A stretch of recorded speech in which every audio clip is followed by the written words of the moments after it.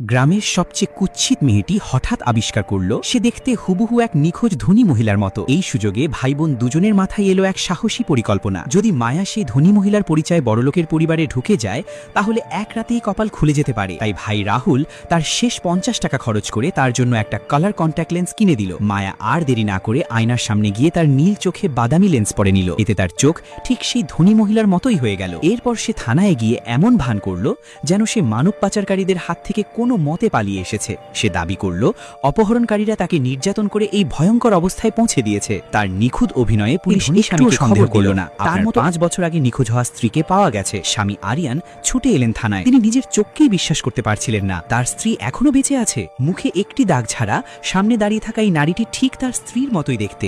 মায়া ভেবেছিল অভিনয় দিয়েই সব সামলে নেবে, কিন্তু সে বুঝতেই পারেনি সে আরো বড় এক ষড়যন্ত্রে জড়িয়ে পড়েছে।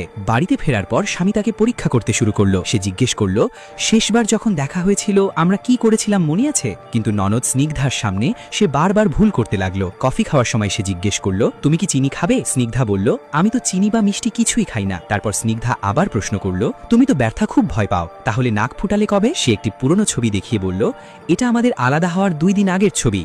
তখন তো তোমার নাকে পিয়ার্সিং ছিল না। মায়া নিজেকে সামলে নিয়ে বলল, আমরা আলাদা হওয়ার 1 দিন আগে করিয়েছিলাম তোমাকে সারপ্রাইজ দেওয়ার জন্য। এতে স্নিগ্ধার সন্দেহ কিছুটা কমলো। কিন্তু একদিন সই করার সময় মায়া ডান হাত ব্যবহার করলো। এতেই স্নিগ্ধা পুরোপুরি নিশ্চিত হয়ে গেল সে আসল নয়, কারণ সে জানতো তার ভাবি ছিল বাঁ হাতি। সে তার সব সন্দেহ ভাইকে জানালো। কিন্তু ভাই রাহুল হেসে বলল, তোমাকে যদি অপহরণ করে নির্যাতন করা হতো তাহলে হয়তো তুমি আমাকেও চিনতে না। স্নিগ্ধা আর কিছু বলতে পারল না। শেষে সে পুলিশের সাহায্য নিল।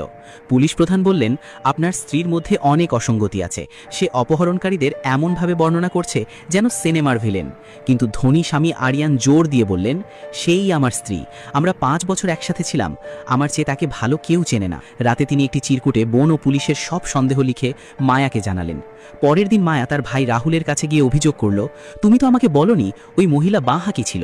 রাহুল বলল, আমি নিজেও জানতাম না। টাকা হাতিয়ে দ্রুত পালানোর জন্য রাহুল নিজেই ধনীর ড্রাইভার হয়ে গেল।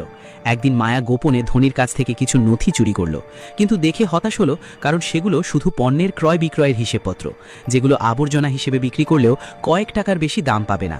ভাই রাহুল মায়াকে আবার কোনো উপায় বের করতে বলল, কিন্তু ঠিক তখনই ননদ স্নিগ্ধা চারদিকে মায়াকে খুঁজতে খুঁজতে তাদের দিকেই এগিয়ে আসছিল। দুজন বাধ্য হয়ে